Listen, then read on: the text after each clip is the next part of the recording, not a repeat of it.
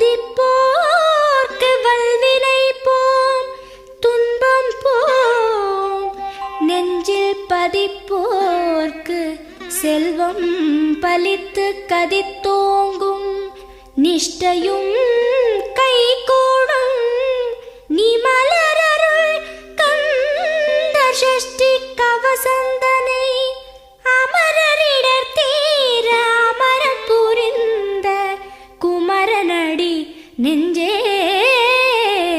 குறி.